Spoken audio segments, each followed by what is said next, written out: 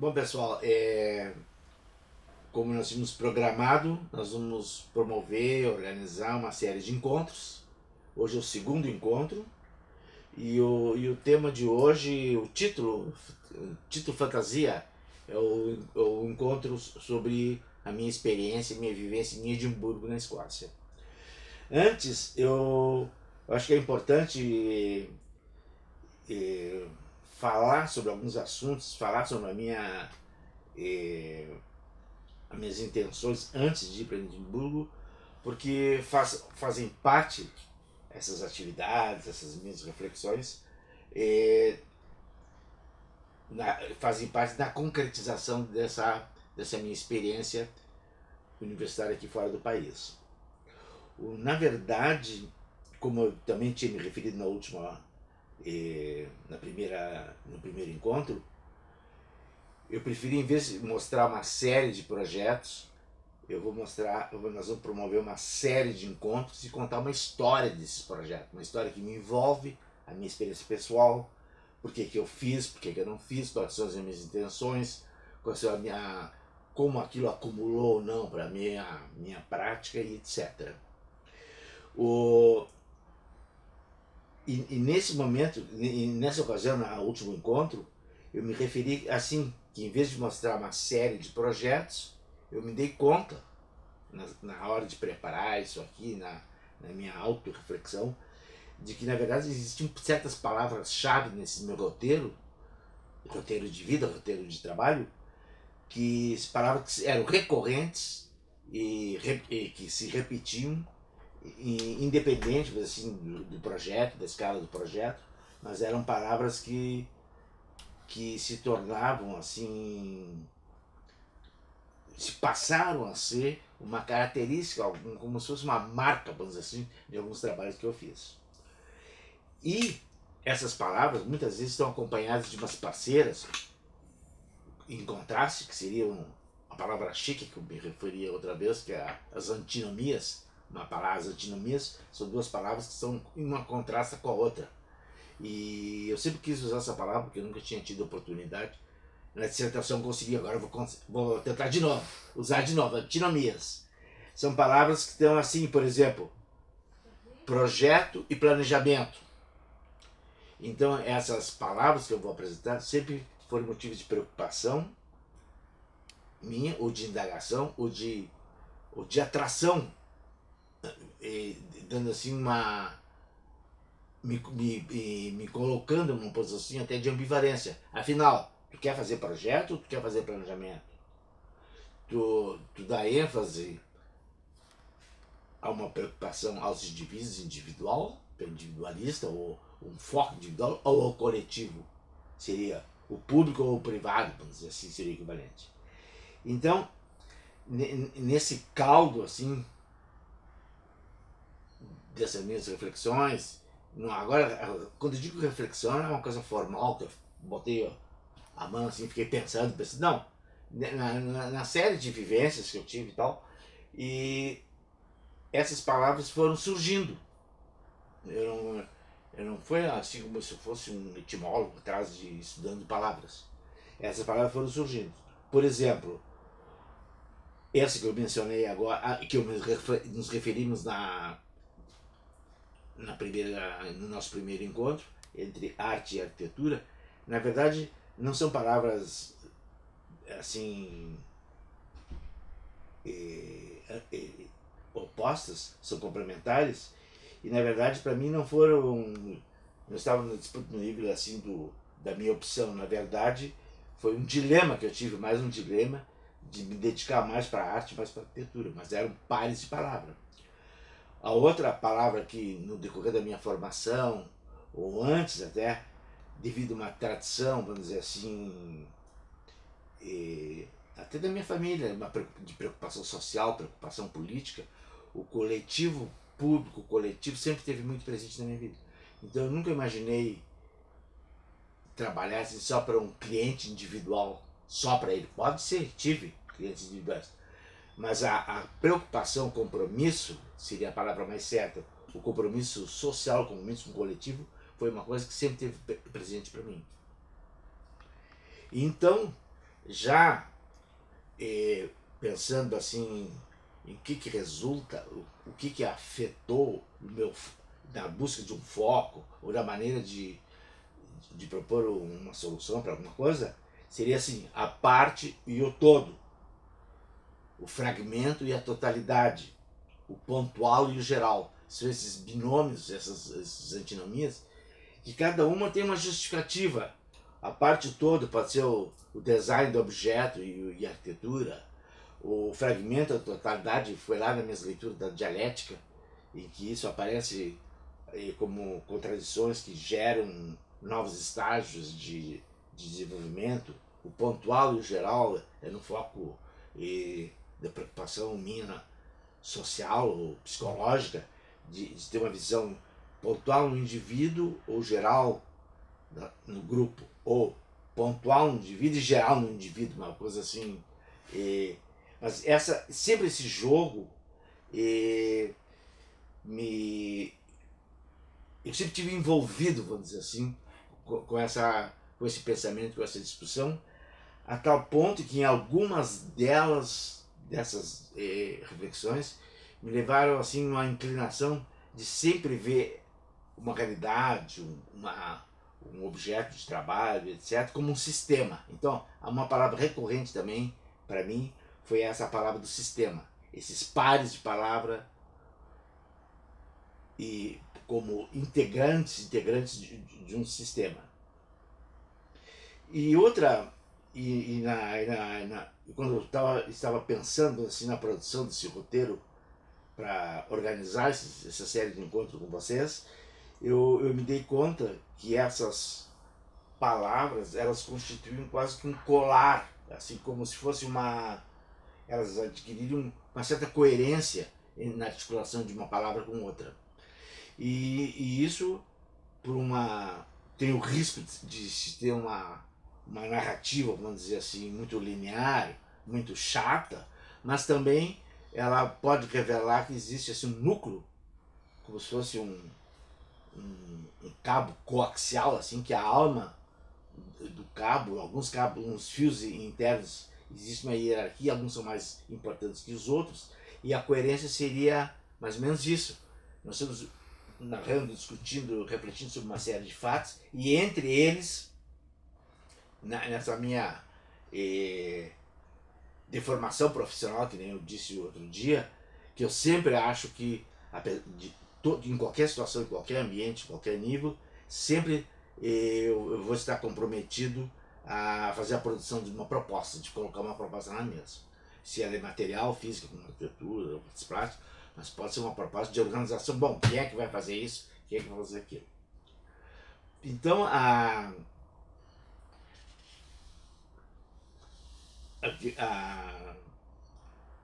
o pano de fundo, assim, o caldo, assim, não só da minha atividade pessoal, da minha atividade profissional, mas também a minha atitude pessoal, assim, sempre foi mergulhado nessas palavras articuladas entre si por contraste ou por analogia. E, portanto, essa minha preocupação refletiu evidentemente nas minhas propostas, no meu trabalho, tanto nos trabalhos de escola como nos trabalhos profissionais intermediários entre a fase de não conclusão do curso e depois após a conclusão do curso. Como eu disse no nosso primeiro encontro, eu fiz o curso de graduação aqui na URGS em apenas 11 anos. Então eu tive muito tempo para fazer coisas não essencialmente de arquitetura, mas outras atividades que no fundo hoje eu vejo que enriqueceram a minha experiência pessoal e profissional. Tipo assim, foi logo depois que eu entrei na faculdade, mas eu tocava bateria numa banda, então deixei minha bateria lá no Clube de Cultura, nós chegamos a tocar lá, mas nossa banda era comercial, eu era o agente, o manager da banda, a gente tocava assim, geralmente na colônia judaica, aqui os casamentos, aniversários, festas mais especiais assim. Nós estávamos lá, eu que fazia relações públicas. Então a bateria para mim, depois, mais tarde, me dei conta que eu devia ter sido batuqueiro mesmo, percussionista e não baterista. Mas aí já era tarde demais, eu ia voltar a ser que era antes. Depois, em função desses meus interesses de diversos, eu frequentei muito teatro amador aqui em Porto Alegre e nessa minha curiosidade de fazer tudo que refere à produção de desenho, através do desenho, eu achei que eu podia fazer também, eu gostaria de fazer cenografia. Então, por exemplo, eu fiz algumas disciplinas no curso, antigamente era o DAD, era o CAD, Curso de Arte Dramática, e hoje é o DAD, Departamento de Arte Dramática da URGS, e fiz algumas disciplinas no tempo que o fundador, e eu acho que foi fundador, o diretor do curso, era o Ruggero Jacobi, um diretor italiano de São Paulo, aliás, uma geração de diretores italianos que vieram ao Brasil pós-guerra, de altíssimo nível, etc. E eu me interessei, então eu fiz algumas disciplinas no curso com vistas a trabalhar em cenografia, a fazer cenografia. Sabia que algumas pessoas achavam que eu estava arranjando cada vez mais um pretexto para não terminar o curso de graduação e não ser um homem sério. Mas eu acho que no fundo até ia ter razão mesmo, porque eu acho que eu fui adiando esse momento assim, dramático. Bom, agora eu tenho um adulto, diplominha na mão, vai te virar. Não, então eu fiz 3 disciplinas, eu me lembro, gostei muito de fazer o curso. Eu fiz Teoria Geral do Teatro com o Ruggero Jacobi, fiz a História do Teatro, Teatro Físico, o Ângelo Ricci, que era um professor da filosofia da URGS, que inclusive foi expurgado durante o golpe. E outro que foi expurgado também, que era o Gerd Dornheim, que ele deu Goethe e Schiller, a disciplina dele, que eu, apesar de eu não entender nada do que ele falava, achava as aulas maravilhosas pela impostação de voz, pela revelação da enorme erudição. E mais tarde, fora do teatro, eu me encontrei muitas vezes, ficamos até amigos com o Gerd, e nos encontramos mais de uma vez em Paris, que ele estava morando lá, e para sobreviver ele era gerentezinho do famoso Hotel Saint-Michel, né, no Quartier Latin, que pessoas famosas se hospedaram, tipo Jorge Amado. E ele trabalhava nesse hotel para pagar a estadia e trabalhava como gerente de uma galeria de arte, lá no Quartier também, lá para baixo do Saint-Germain. E então, no curso de arte dramática, com esse objetivo, eu consegui fazer 2 cenografias de peças integrantes do currículo do curso. Uma foi um alto medieval, o Alto da Lusitânia, do Gil Vicente, que eu fazia a cenografia e fiz o cartaz também de divulgação. E outro também, mesma coisa, cartaz de cenografia das cadeiras do Ionesco. Foi a peça que eles levaram que eu fiz. E até, em função disso, de ter feito esse cenário, se criou uma vez surgiu uma oportunidade trágico, cômico, dramático, porque eu me encontrei com o Ionesco numa festa pós-espetáculos, pós-concertos, etc., na casa da Eva Sofer, que a Eva promovia, era muito amiga e tinham sido meus clientes, o Wolf e a Eva. E o Ionesco estava lá. Aí a Eva me apresentou para o Ionesco, e aí eu falei para ele que eu falo francês também, né? E aí falei para ele, e ele imediatamente me perguntou se eu tinha feito um cenário naturalista ou expressionista, com uma certa expressividade. O termo seria um expressionista, quer dizer, atribui ao cenário a possibilidade de contribuir para o clima que se deseja, etc, etc, na peça. E eu fiz a bugada de dizer para ele, porque eu não queria fazer expressionista, eu queria fazer um cenário bem naturalista, realista, que, como dizia o Ionesco, o Sartre também dizia que o inferno somos nós mesmos. O inferno aqui é essa realidade. E não precisamos mais nada do que viver a realidade para viver no inferno. E eu disse para ele a verdade, só não disse que foi por pressão do diretor, isso foi verdade, que eu fiz um cenário, dei uns toques lá de expressionista da pintura e algumas coisas assim, e ele virou as costas e fez um muxoxo e virou as costas e foi embora. Então eu tenho no meu currículo assim, ó, o Ionesco brigou comigo, ó. É uma maravilha, né? Alguém tem... E pior que é verdade, lá no álbum de fotografia da Eva tem essa foto, eu conversando com o Ionesco.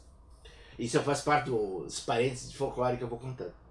E, então eu fiz a cenografia, essa experiência, e depois também, a outra experiência de cenografia que eu tive, a recém estava surgindo a TV Gaúcha, né, que depois veio com esse nome moderno, é RBS, e eu conhecia o Maurício Sirotsky, que tinha trabalhado no escritório do Mugen, Marcos, etc., que é os arquitetos que fizeram a casa dele. E aí foi uma fase que eu trabalhei, quando eu comecei a me sair das loucuras e ir para um escritório, sentar e trabalhar, foi lá, eles me convidaram para trabalhar, então eu trabalhei no detalhamento da casa do Maurício.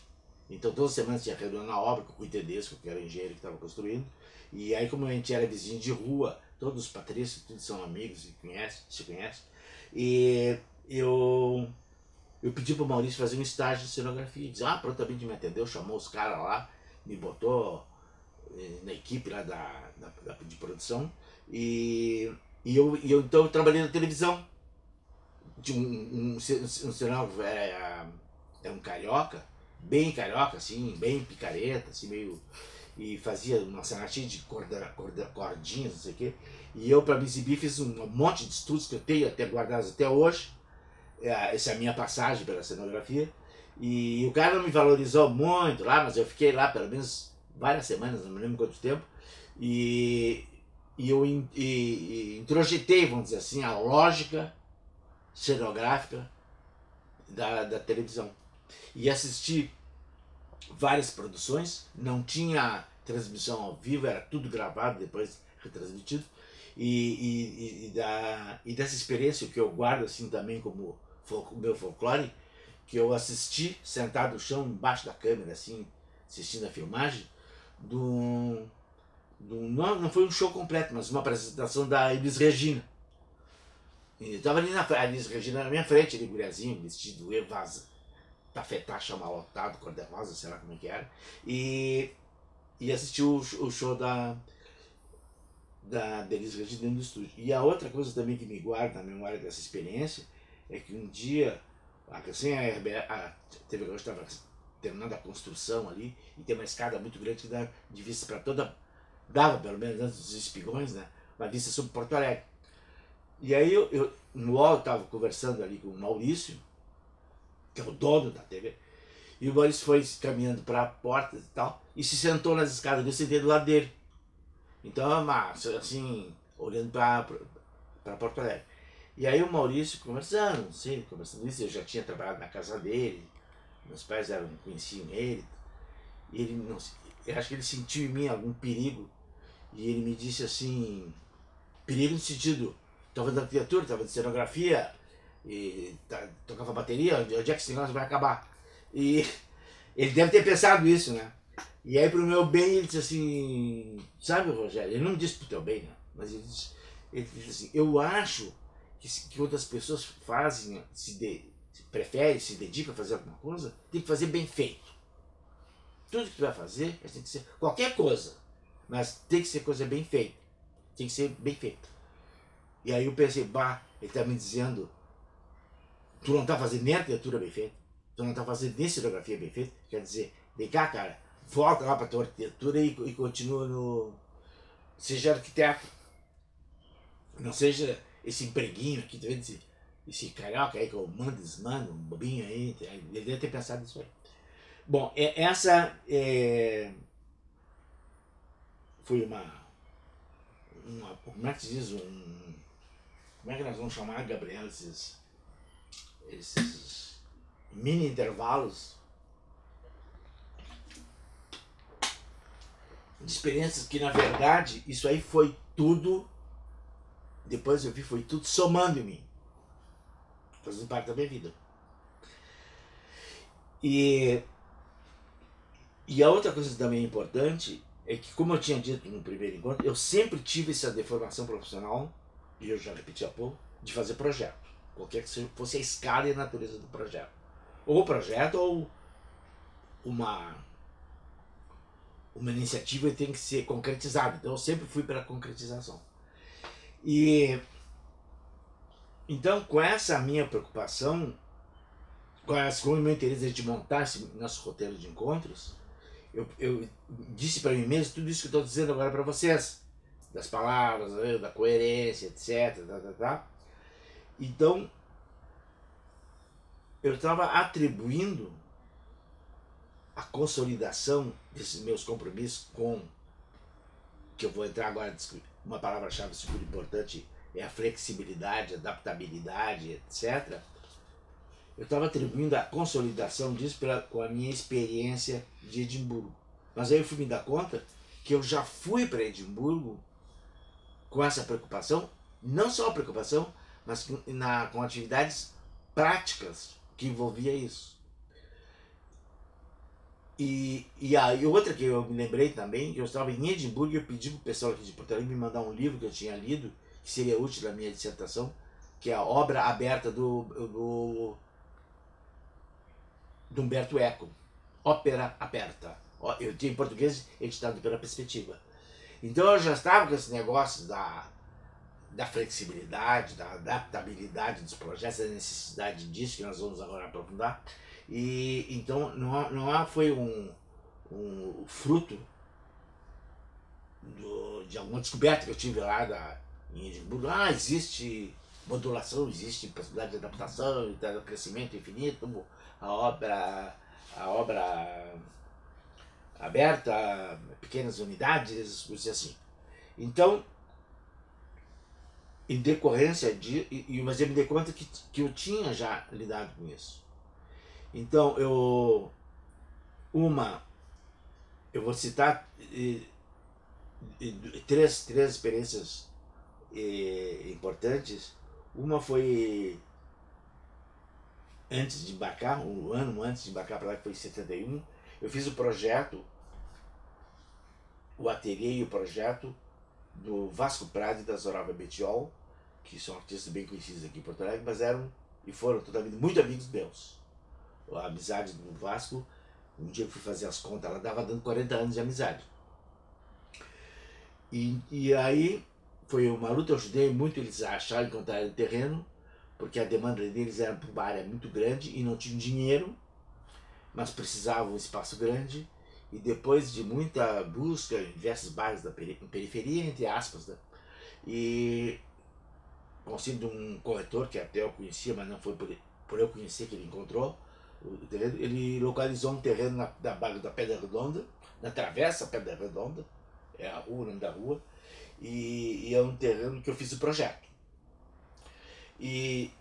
Então eu vou descrever rapidamente, porque uma coisa é explicar em termos teóricos, eu tenho, depois eu vou citar, sobre a flexibilidade, tem teórico, depois dou bibliografia também, mas eu vou mostrar na prática o que eu pretendia com esse projeto, em termos assim, o programa é grande, envolvia um ateliê de escultura, um ateliê de gravura e tapeçaria, uma galeria de arte e uma residência, uma casa de um casal com 3 filhos e com uma vida social, no sentido não social snob, mas social de sempre ter gente em casa.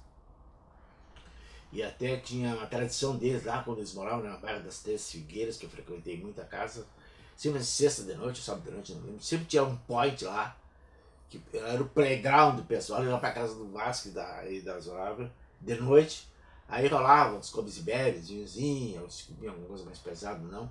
Então tem grandes amizades que até hoje, que frequentavam muito lá, e até hoje estão presentes, uma coisa que nos liga a todos aqui é os sogros de João Rovati, que foi meu aluno, meu professor, meu e orientador da dissertação e meu amigo. Os sogros deles eram daquela turma que frequentava sextas-feiras, sábado, lá o Betinho Becker e a Roseli.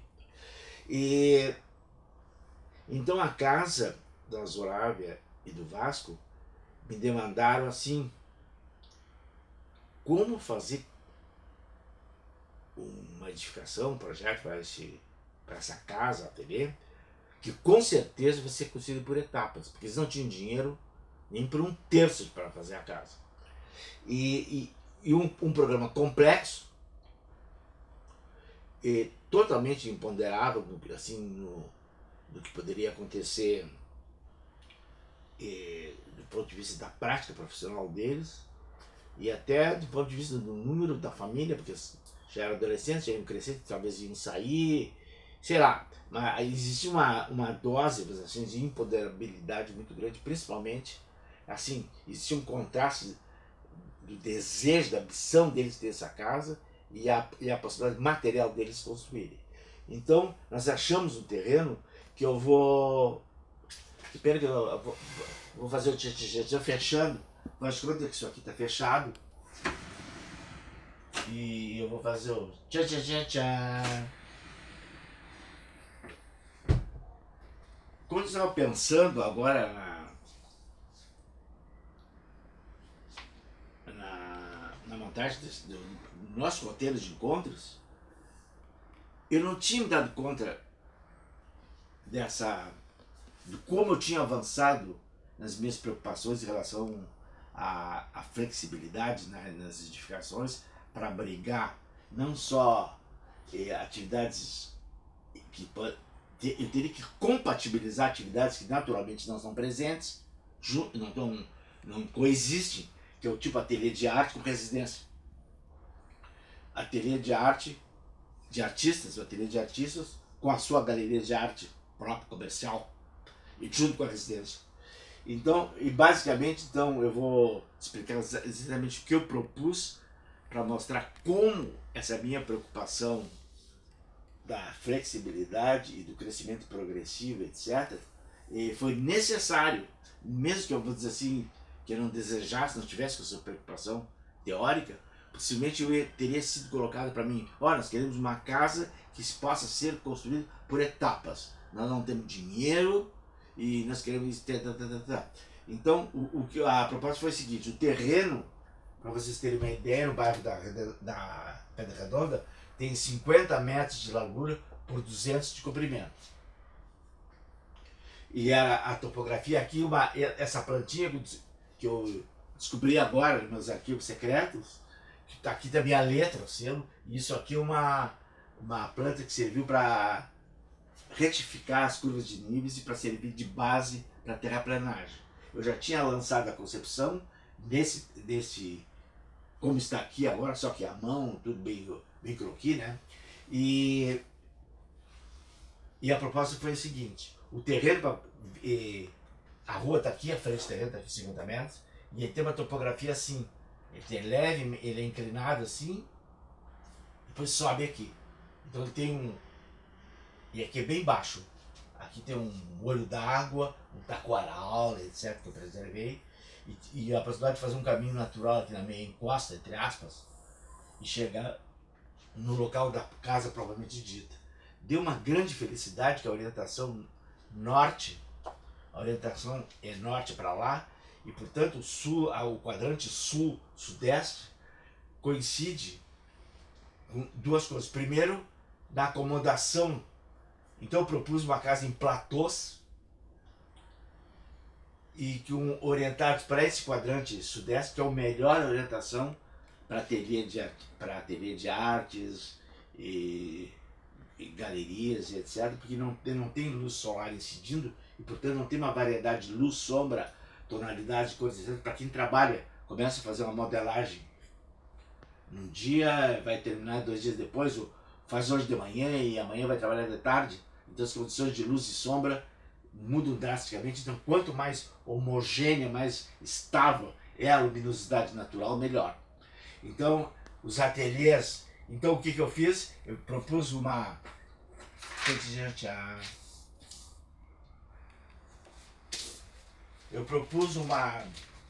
núcleo duro, que seria esse cinza claro aqui, o acesso aqui no estacionamento, em dia possível de fazer retorno no estacionamento, em dia que tenha muito carro, caso dia de inauguração, vernissagem, etc. E um platô de chegada na frente do ateliê de escultura aqui. Então a parte tá bem ainda, tá foco. Então o núcleo duro é assim, ó, a recepção, minto, a recepção é aqui,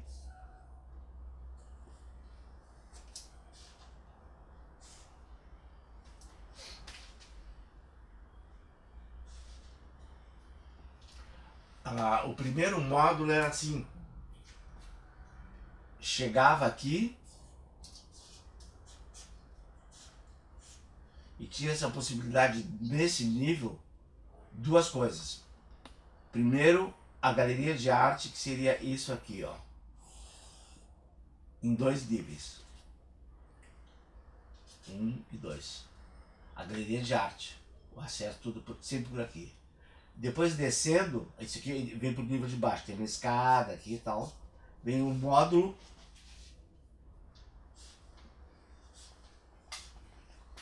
o módulo que pode ser progressivo, do ateliê de escultura,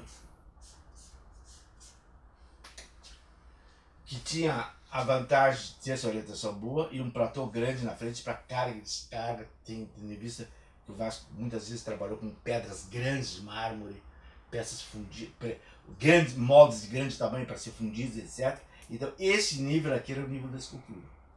Esse nível aqui, o outro,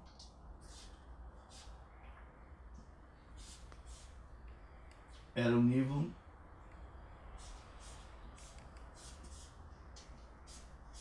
da tapeçaria e gravura. Aqui tinha um acesso, o público privado, a barreira era aqui. Então, e todos eles tinham um jardim interno.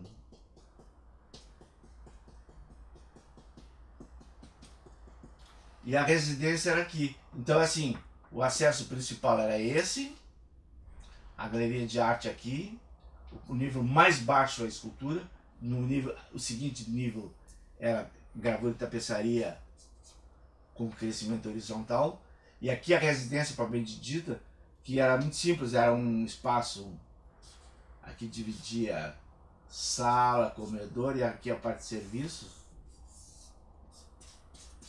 que por sua vez também crescia assim. Só que a mobilidade aqui funcionou muito bem, as divisões externas, etc. E aqui tinham os dormitórios.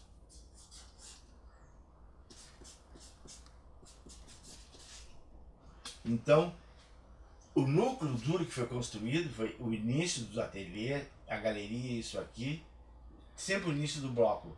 E um comecinho aqui do social, e depois a complementação, se as pessoas vão visitar, ou visitavam anos depois, a consolidação do conjunto todo levou uns 20 anos fazendo obra. Conforme a vida de artista plástico não é fácil. Né? E mantendo o jardim, muita escultura externa, muitas próprias, muito intercâmbio, etc. E o sistema construtivo que eu queria chegar, eu fiz o projeto, fiquei mais alguns meses aqui e viajei. E quem tomou conta da obra, o Luiz Carlos Xavier, um arquiteto muito experiente aqui de Porto Alegre, já tinha trabalhado em Rio Grande, projeto de obra, e foi para Florianópolis, ficou até hoje, e casou até com uma colega nossa, arquiteta. E ele que detalhou, logicamente, depois de muita discussão comigo, etc. E ele que tocou a obra.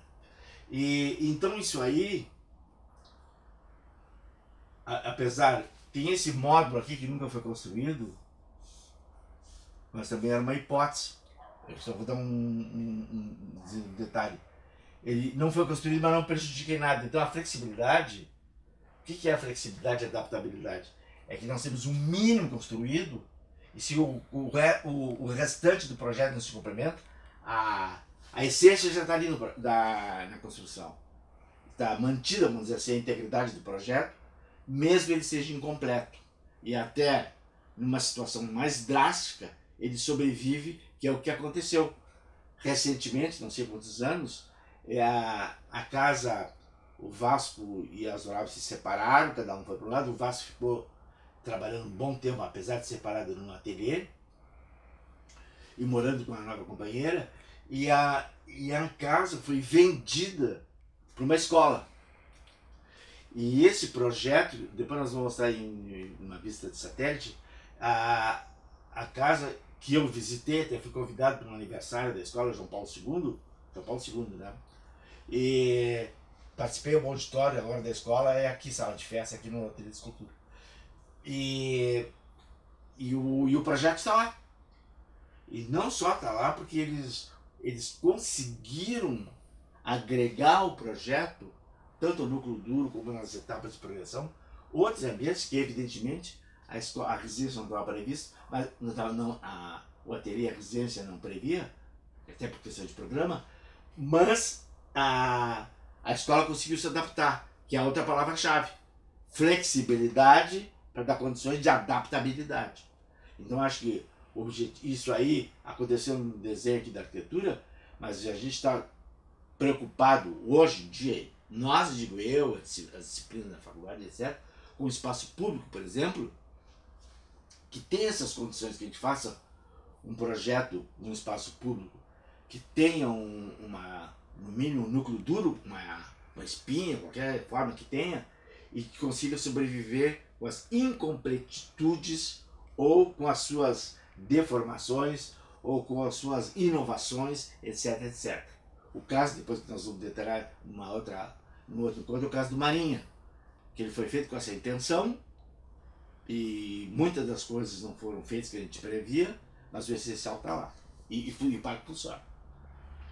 Esse projeto ele foi publicado nesse livro sobre uma série de todas as cidades.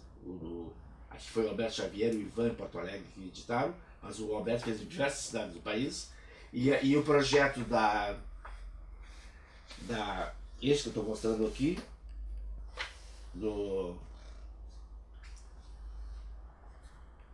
da Casa do Vasco e da Zorave, do ateliê, foi publicado.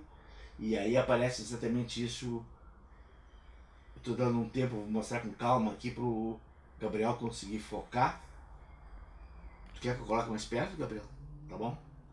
E aqui aparece exatamente, e eu vou girar bem devagarzinho para ficar na mesma posição que está lá. Assim.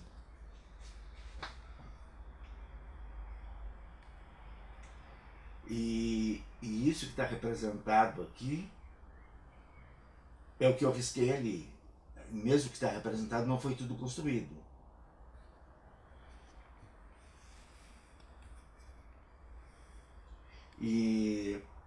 Ok? Esse é um trabalho que eu tive um grande envolvimento, muita gratificação.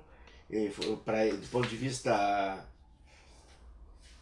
vista material, eu sei que foi muito sacrifício para eles chegarem onde quiseram, mas foi onde chegaram, mas foi um projeto que, para mim, da minha parte, teve um sucesso porque eles conseguiram, vamos dizer assim, desenvolver uma atividade como artistas nos ateliês e do ponto de vista da comunicação, do convívio social, do ponto de vista comercial, e um projeto que funcionou. Essa é uma atividade que eu estava me referindo. A outra, duas atividades que eu já fui para Edimburgo pensando, vamos dizer assim, na flexibilidade e adaptabilidade, principalmente a flexibilidade, é que eu tive duas experiências dentro de fábrica, fazendo desenho industrial. Vocês estão vendo que eu andava assim, com as antenas ligadas, né? E por convites de pessoas, dos proprietários dessas indústrias, porque eu tinha feito uma arquitetura de interior do escritório dele, e o outro porque eu trabalhava em um escritório que usava o produto deles, que era esquadria de madeira. Então eu fiz a convite do proprietário, que me conhecia desse escritório de engenharia. Eu fiz eles trabalhavam, produziam esquadrias sob medida. Não é o prêt-à-porter, vamos dizer assim, pronto para ser entregue. É sob medida mesmo. A pessoa pedia qualquer tamanho, pedia de madeira, eles faziam. E o volume cresceu, eles tinham um grande prejuízo na produção e rapidez de entrega, aqueles problemas do sob medida e falta de padronização. Em resumo, o proprietário me convidou para fazer a padronização das esquadrias, da produção das esquadrias. Eu fui para lá, era em São Jerônimo, a fábrica, o escritório era aqui no Bonfim, através ali da Barros Cassal. E eu desenvolvi então um trabalho que eu não vou descrever agora todo, mas praticamente é analisar toda a produção que existiam, o que podia ser descartado como produção, como o método para poder padronizar que tipo de esquadrias, que tipo de perfis, e em função de maximizar, otimizar o trabalho dos operários e da produção. E eu fui até a etapa, padronizei toda a linha, pelo menos o eixo, 80%, vou dizer assim, 60%, 80% da produção ficou padronizada para atender o mercado imobiliário, habitacional, e aqui eu quis dizer imobiliário de habitação, mas de pequeno porte, médio e pequeno porte, e fui até essa etapa de padronizar e produzir essas peças padrão que podiam ser desdobradas ainda, beneficiadas para corresponder a cada desenho de esquadria de abertura que eu mesmo fazia, só evidentemente a proposta em bonecos, em desenhos esquemáticos. Essa proposta foi até essa etapa, depois de investimentos maiores na melhoria da linha de montagem, etc., por questões, vem o caso agora, e não andou para diante, eu saí, eu dei por encerrado o meu trabalho. Na outra experiência também, então, nesse da esquadria fica essa lição, quer dizer, que eu usei propus peças padronizadas, sujeitas a serem adaptadas a inúmeras utilizações da esquadria, tipo uma peça de madeira que serve de peitoril. Bom, 80% lá das esquadrias tinha o mesmo peitoril. O perfil do cachimbo, provavelmente dito, onde leva o vidro, sei lá, 80%, vamos dizer, exagerando, 60%, 80%, era o mesmo perfil. Então não tinha por que fazer uma por uma, já esses desperdícios podiam estar estocados, que o consumo era previsível.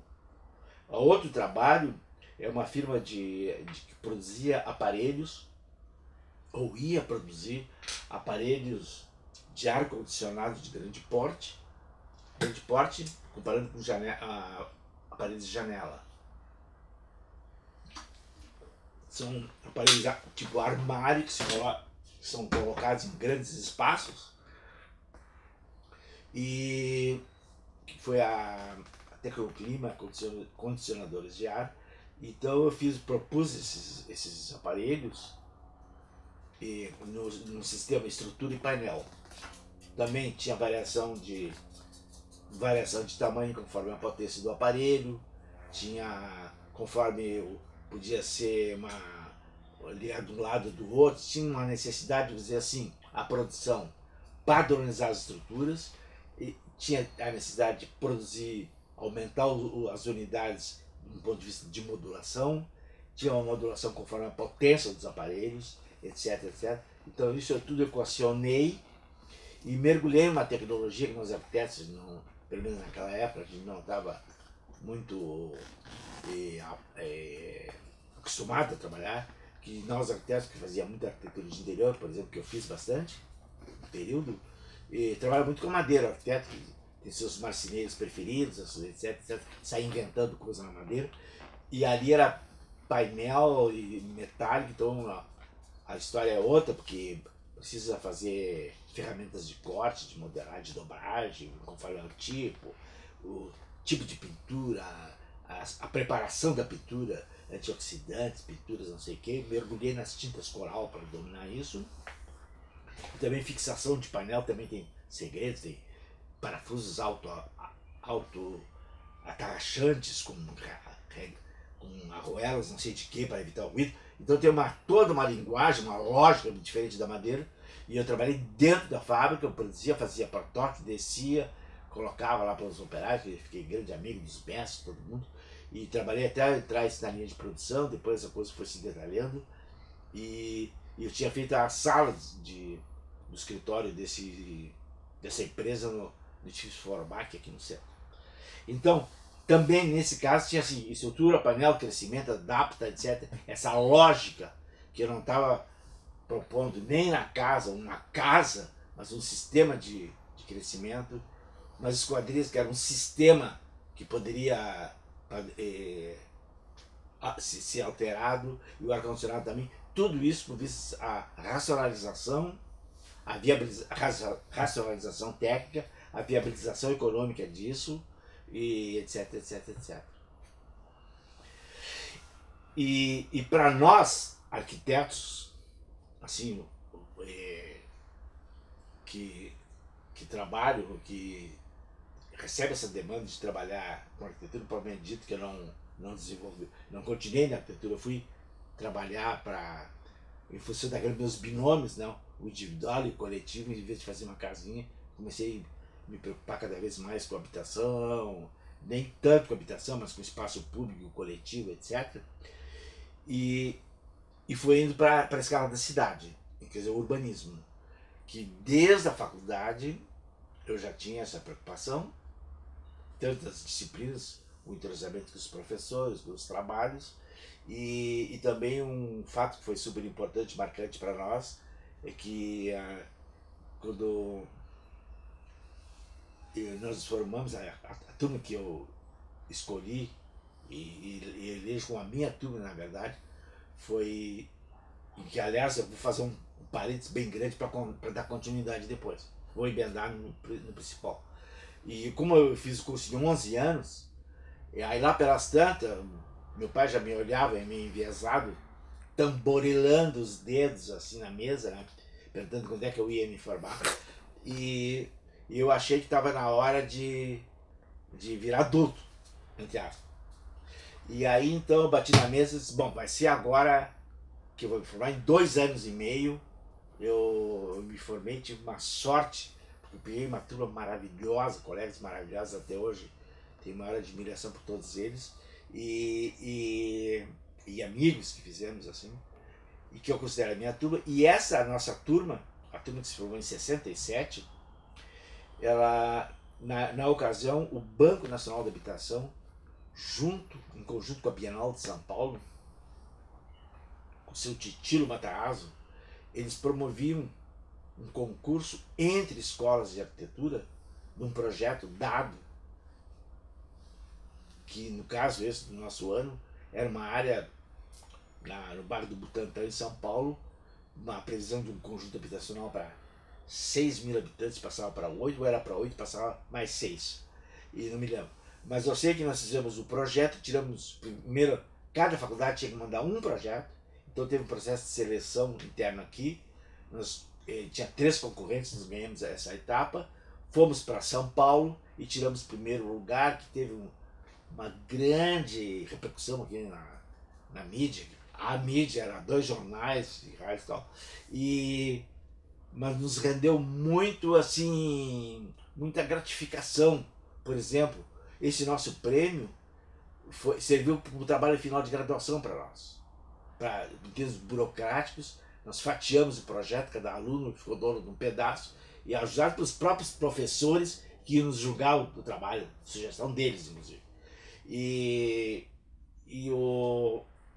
esse conjunto habitacional, nós fizemos as habitações propriamente dita em módulos adaptáveis.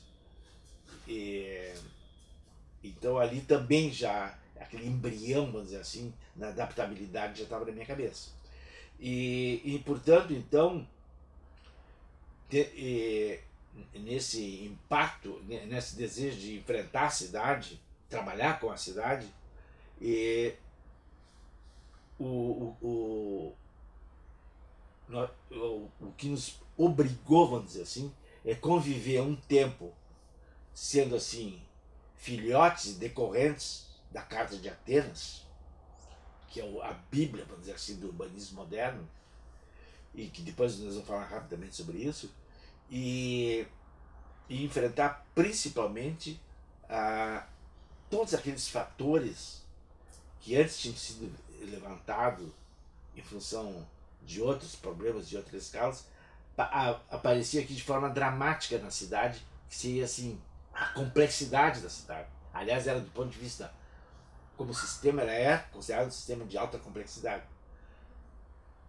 Pela incertitude, a gente nunca sabe o que vai acontecer, ou não consegue saber o que é, em outras palavras, é o imprevisível e é o imponderável, essas palavras de não definição. E nós estamos assim, acostumados lidando com essa escala aqui, as palavras são as mesmas, imponderabilidade, adaptabilidade, etc. Mas a escala aqui na escala urbana, evidentemente, comporta e possui, vamos dizer assim, um grau de complexidade muito maior. Em função da cidade, se a gente vai pensar qual é o mundo que vivemos, qual é o nosso cenário, eu fiz uma colinha aqui, são assim, que fatores interferem para que o projeto não seja definível, seja começo, meio e fim. Então, sim, fatores econômicos, do ponto de vista micro e macro, a alteração de comportamento social, surgem novas demandas sociais, novos hábitos, há modificações no sistema de planejamento. Porto Alegre já passou por quantos planos diretores que alteram as regras do jogo no meio da partida, vamos dizer assim, as regras são mudadas. E também ocorrências que se passam, são visíveis na cidade, que não é culpa de ninguém, são totalmente intervenções não previstas. Até eu dou um exemplo, no norte da Escócia tem duas cidadezinhas pequenas que foram alvo de um trabalho, Falkirk e Grangemouth. Fizeram um trabalho, duas cidades pequenas, e partir para um condomínio urbano, vamos dizer assim, pensar juntos, e fizeram um trabalho, um plano muito sofisticado. Eu tenho impresso, muitas vezes levei para a faculdade, e depois de tudo pronto, esse trabalho sofisticado, trabalharam com alternativas via diagramas, faziam avaliação e balanço de cada alternativa, prós e contras, faziam um balanço, e o governo federal deles lá decidiu colocar praticamente do lado das suas cidades um aeroporto internacional. E foi assim um impacto assim, que arrasou com todas as alternativas deles, inviabilizou e virou ficção, peça de ficção, aquele plano que era uma sofisticação, pensado com a comunidade, atendendo os aspectos de demanda concreta e simbólicos também. Uma das cidadezinhas era no porto, na orla, na beira do mar, outra no interior. Então foi arrasado, até um exemplo de imprevisibilidade do planejamento urbano para nós lá durante o curso de Edimburgo, era esse evento de Falca. Então, no decorrer lá de Edimburgo, eu pude dar continuidade a isso. Que eu estava preparando antes, preparando esse roteiro, eu ia dizer que foi Edimburgo que consolidou isso em mim. Eu acho que a palavra mais correta é essa. Ele apenas consolidou bem, porque inclusive fiz uma dissertação, a dissertação, que eu vou mostrar agora, é sobre a necessidade de flexibilidade das estruturas urbanas. Na minha vivência lá em Edimburgo, eu pude cada vez mais vivenciar assim, o que é planejamento, o que é urbanismo, o que é design, o desenho urbano, o que é paisagismo, e cada vez mais pela fragilidade, pela falta de consistência naquilo que se chamava de planejamento, que pretendiam ser, eu fui cada vez ficando mais designer, mais arquiteto, mais paisagista no sentido de fazer, e tendo em vista, inclusive, pela natureza do curso. Porque eu cheguei, agora, oficialmente, vou dizer no título aqui, eu estou entrando no assunto de Edimburgo, que que como eu tinha feito aquele curso em 11 anos, eu pensei assim, agora eu termino o curso, fico esses 2 anos e meio, 3 que eu terminei, fico uns 2 anos e pouco aqui, profissional formado, rodando a saia, como se diz lá na gíria, e fazendo atividades no escritório, no caso concursos públicos que eu e o Ivan fizemos, e depois eu quero fazer uma formação fora. E aí, paralelamente, esses anos de badalação aqui, fizemos 2 concursos, eu e o Ivan, fomos bem sucedidos, o pavilhão do Brasil na feira de Osaka, no Japão, nós pegamos 4º lugar, e o concurso nacional para a feira aqui de Esteio, nós tiramos 2º lugar, ganhamos no campeão, naquela época era o Forte Neto de Curitiba, ele tirou 3º, nós tiramos 2º, e casualmente quem tirou primeiro nesse concurso da feira da Expo Inter de Esteio foi meus colegas daquele que eu me formei, o Sérgio, a Ana Luísa Petric.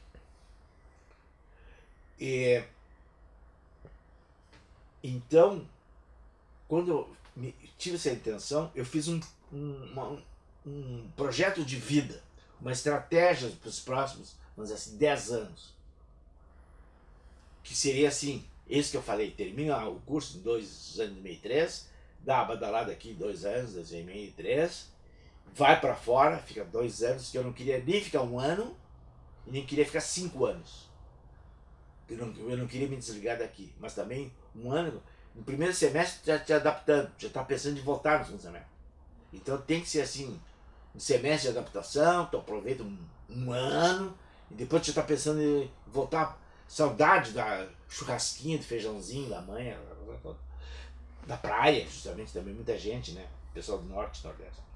E então, Edimburgo, a ida para Edimburgo foi fruto dessa estratégia. Eu recomendo para todo mundo que pode montar esse projeto de vida até, pelo menos a médio prazo, porque essas conquistas, para conquistar isso, já é um suador. Se a pessoa não se dispõe a fazer, não se propõe a fazer, não batalha por isso, não mobiliza, aí que não consegue. Aí fica se queixando, fica aqui, fim do mundo, Porto Alegre, essa coisa toda. Então, a minha preocupação foi assim, escolher a cidade que eu iria. Eu não queria uma cidade que tivesse um curso puramente teórico. Eu não estava na academia, não pensava em seguir a carreira acadêmica. Não sei se já contei no primeiro episódio, mas eu posso contar de novo. E eu queria um curso de instrumentação técnica para trabalhar no urbano. Eu já fui assim, porque na véspera de viajar, para garantir um pouquinho de grana e tal, eu consegui um emprego na prefeitura, na divisão de Parques e Jardins, como responsável de obras de Parques e Jardins em Porto Alegre. Então 6, 8 meses, não me lembro quanto tempo, eu era responsável pelas obras aqui.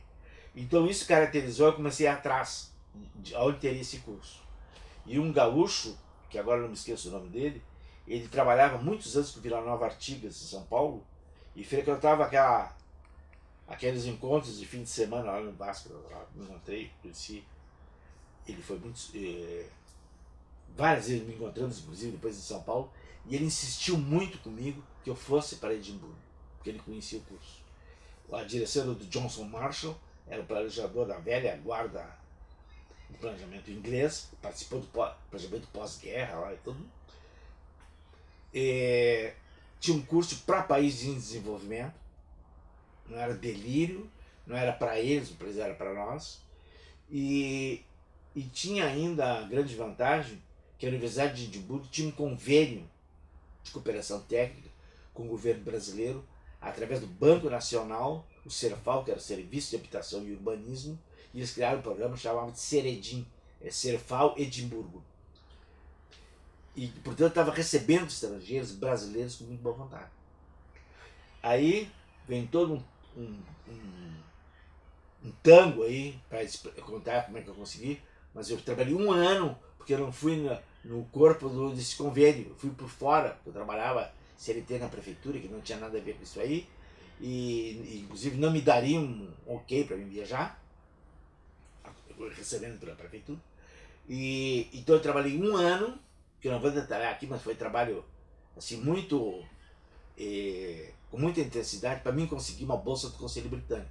Porque, pelo menos naquela época, não sei se ainda é parecido, uma bolsa vai estudar um tripé. Tu que queres viajar, estudar fora, o local, a universidade que vai te abrigar, o local, o instituto, qualquer, não precisa ser uma universidade, e uma agência que te banque. Porque eu não tinha possibilidades materiais de me sustentar fora esse tempo. Já estava casado, mais ou menos 7 anos, então meu objetivo é assim, captar uma formação técnica para vir trabalhar para cá, era muito claro. Assim. E como eu também estava pensando assim, uma coisa mais folgada também para aproveitar, eu subi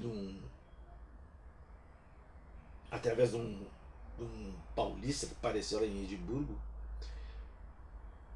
que colaborou com isso também, que eu pensei, vou fazer um estágio na França, em espaços públicos, qualquer coisa assim, e uma empresa francesa tinha trabalhado aqui no projeto Tours, que fez um projeto para toda a orla do Rio Santos. Um trabalho muito grande, extenso, que eles fizeram no tempo. Eu tenho o original do trabalho aqui, e depois a Embratur, que bancou esse trabalho, depois adaptou para o lado imobiliário, desvirtuou para o trabalho dos franceses. Mas, em resumo, eu também desencadeei via consulado aqui uma bolsa francesa, que eu acabei ganhando. Então, eu fiz 2 anos de Edimburgo. No fim do primeiro ano, eu fui chamado do consulado francês para fazer teste de língua francesa. Fui aprovado e meu processo foi de quando eu terminei em Edimburgo, fui direto para a França e voltei para cá.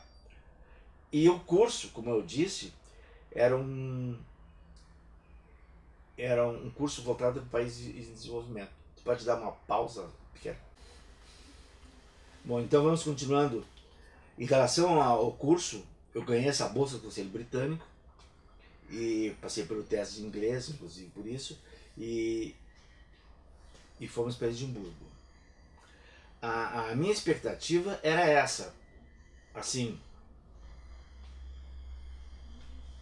a melhorar a minha capacitação técnica e num grau de liberdade, que foi, eu viajei em agosto de 71, eu estava assim no auge da repressão aqui, o clima muito pesado, e eu tinha muito temor de passar pelo crivo na saída do aeroporto, porque eu tinha ido para inquérito político militar no tempo de estudante. Meu pai tinha sido preso e eu sabia que tinha controle de saída, de entrada nem se fala. E eu precisava tirar passaporte. Mas aí, apesar do sustinho que eu levei ali na saída, eu cheguei lá para respirar áreas de liberdade que a gente precisava. E no primeiro dia de aula, o Marshall fez uma preleção lá de abertura, uma sala de aula meio grande assim, mas estava todos nós, os pobres dos países envolvidos e os ricos, fazendo mestrado direto. O nosso valeria como um diploma de especialização. E o Marshall e o corpo técnico, ali estavam alguns professores, depois que ele explicou o que é o curso, o que é o curso, ele disse, bom, tem 2 coisas que eu quero dizer para vocês aqui. Não, eu quero dizer uma coisa para vocês, tem 2 coisas que a gente não gosta, ou entre aspas, a gente proíbe aqui, é discussão política e discussão religiosa. Foi uma ducha fria, assim, principalmente por causa da política, né?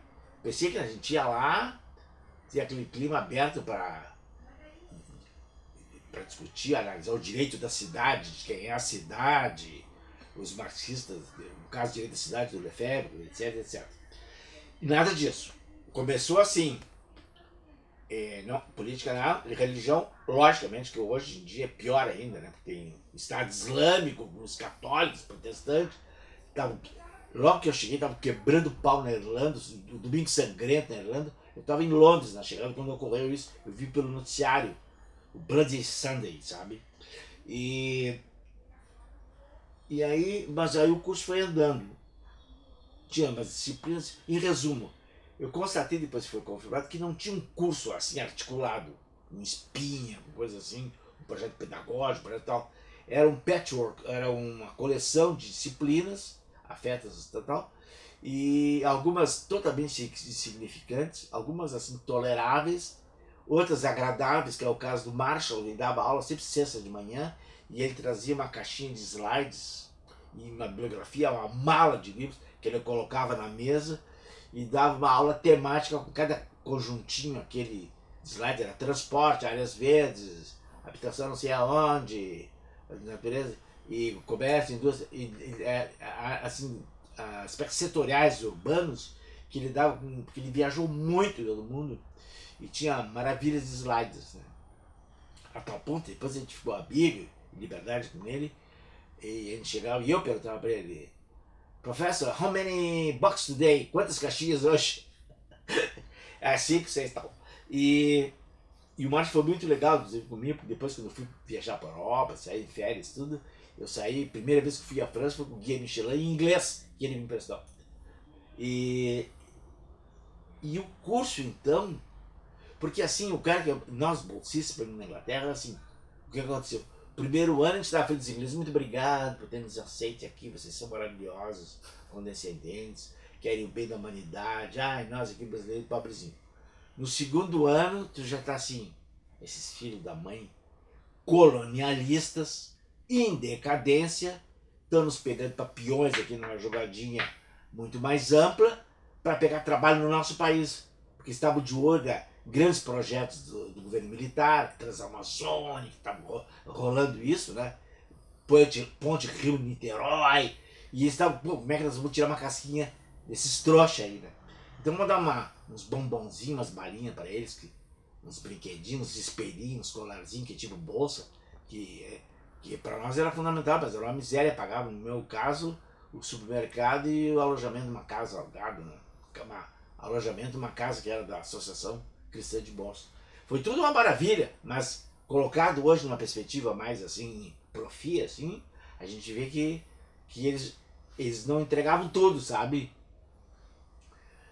Mas aí, a sorte que quando eu fui para Edimburgo, eu tinha 30 e poucos anos, eu já não acreditava em Papai Noel, sabe? Então isso é muito bom, porque eu tinha um espírito de realidade bom, entusiasmado de ir para lá, dominava bem o inglês, até a véspera de viajar tinha feito todo o básico cultural americano aqui, e ainda fiz uns 2, 3 meses de inglês com acento britânico que eu queria, com a Carol, uma amiga nossa, que era londrina, casada com uma amiga nossa aqui também. E a Carol foi ótima, eu tinha aulas particulares delas, o British Accent, treinando e tal. E eu fui muito bem com ela, cheguei lá, eu era um deles, eu não era o único, um daqueles africanos, indianos, brasileiros, sambistas, esses caras que vêm de lá, esses negros e tal, que eu era considerado do grupo que falava bem inglês. Então eu me sentia à vontade, sabe? Já contava piada em inglês, tava assim. E outra sorte também que eu tive, como eu disse, já não acreditava em Papai Noel, eu imaginei assim, ó, tô indo de bolsa ao Conselho Britânico, coisa que, viajar casado já, coisa que sozinho, sem bolsa eu não conseguiria fazer, vou ganhar uma bolsa e vou para a Europa, primeira vez. Então eu fiz um gráfico, assim, um diagrama de toda essa minha experiência, e metade toda a minha experiência era uma vivência pessoal. Se esse curso for uma porcaria, ótimo, vou me divertir nos outros 50%, mais leve, não tenho tanto compromisso de lição de casa, de complicação, se vou rodar, se vou passar. Se o curso e a outra metade da profissão, provavelmente dita, eu vou dividir ao meio. Uma, eu vou me virar. Vou nas bibliotecas, vou conversar com um, vou viajar, fazer contatos, e vou absorver o que eu posso, e em outras bibliotecas, em outros centros e tal. Foi o caso que eu fiz uma pesquisa em paisagismo rodoviário, road landscape, sabe? E para minha companheira, inclusive, participar disso, que ela era arquiteta. E fui vivenciando, através dos colegas, que tinha gente de todo mundo, tinha muito amigo meu, o Joaquim Peru, um engenheiro do Peru, pessoal, muito amigo meu, pessoal do Paquistão, né? Então fui me aproveitando dos colegas, que é outra vertente. A outra é a MVP, que chamava aqui no Julinho, era margem de viração própria. O cara se vira sozinho. E outro lá ficava uns 25% na mão dos professores, sabe? E na pior das hipóteses, eu aproveitaria, se ele fosse tão ruim assim, pelo menos a bibliografia, teve biblioteca que eu queria, a biblioteca era muito boa. Então eu já fui, assim, com um sucesso garantido. Fui otimista. Porque aí todo mundo lá, eu vou contar um caso, eu levei um ano para conseguir isso. E chegou lá um arquiteto de Minas, de Belo Horizonte, Marcos Vinícius de los Rios Meia, ficam muito amigos. Ele chegou lá, 2 meses, 3 meses, um tio dele que trabalha lá telefonou para ele para Belo Horizonte, fica, Marcos, não quer ir para Lisboa, tem uma vaga que te consigo. E o cara foi lá. Foi lá, ele tinha uma dificuldade tremenda de inglês, de falar inglês, sentia muito frio, lá era muito frio, e ele mesmo dizia, eu sou um grande portador de pequenas misérias. Tudo que a pessoa tem de miséria, ele tinha. Frieira, azia, insônia, frio, fome noturna, dificuldade de falar inglês, e tocava violão até, depois tocou, lá ele não tocava. Não gostava da comida, então ele ficou um ano, em vez de ficar 2, ele veio embora. E todo mundo, aí ele recebeu até uma foto da namorada e noiva dele lá, todos moreninhos em Guarapari, que é a praia dos mineiros. E todo mundo, vai pra casa, Marcos, vai pra casa, vai embora, e ele voltou. Mas eu não, eu já fui preparado para tudo isso. E para dar certo, e deu certo. Então o curso, para mim, foi a vivência. Hoje eu posso dizer que não foi o conteúdo do curso que me deixou mais naquilo, não sei o quê. Me ajudou bastante, obviamente, não só bastante, como tem antes e depois de Edimburgo na minha vida, sabe? Só que logo que eu cheguei eu não dizia isso, a verdade. Isso é uma porcaria, aquela enrolation. Não, na verdade tinha grandes conteúdos, a pessoa tinha que ir atrás do conteúdo, que é um sistema bem inglês, assim, de fomentar e estimular muito a iniciativa do aluno e não ficar assim na primeira fila só engolindo coisa pronta. Então o curso foi isso, e ele então tinha essa série de patchwork, essas disciplinas individuais que complementavam aqui, nunca essas disciplinas tiveram um impacto, elas propriamente ditas, diretamente na minha prática, que é o que eu queria, mas tinha uma dissertação, que o tema era opcional, e que é isso que eu vou falar agora, e depois um trabalho final da graduação. Obviamente, como eu disse, eu fiz esse trabalho sobre flexibilidade, que o que me levou assim decisivamente não pensar em planejamento, mas pensar em design urbano, foi uma professora inglesa, que eu já disse, não sei se eu contei no primeiro encontro, acho que contei aqui para o Gabriel, talvez, que numa reunião, eu não me lembro se ela era engenheira ou arquiteta, mas com certeza ela era esposa de um engenheiro que veio de Londres dar aulas sobre transporte urbano. E ela vinha de Londres também. E um dia, numa rodada dessas, estruturas de planejamento, planning, etc, etc, ela disse, enquanto não tiver arquiteto planejador, engenheiro planejador, hidrólogo planejador, geólogo planejador, não vai existir planejamento. Porque o planejamento é uma atividade conjunta, multidisciplinar, transdisciplinar, e é o tipo da atividade não fica preso numa caixinha, ele é um processo. E para ter essa noção de processo, tem que ter essa prática profissional, essa vocação, essa decisão, essa opção melhor, de trabalhar numa coisa não só estrita na sua especialidade. O equivalente da medicina hoje seria o clínico geral, o internista, tal, ou o especialista. Então, eu escolhi esse tema, que foi a necessidade de flexibilidade em estruturas urbanas. Fiz uma monografia, não vou mostrar em detalhe toda ela, mas eu vou mostrar assim a minha argumentação através de diagramas, por que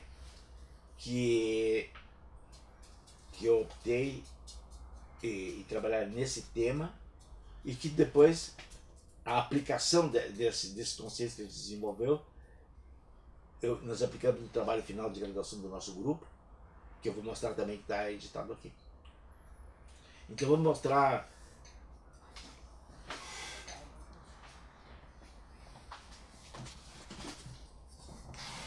Eu acho que eu vou passar para cá, Daniel.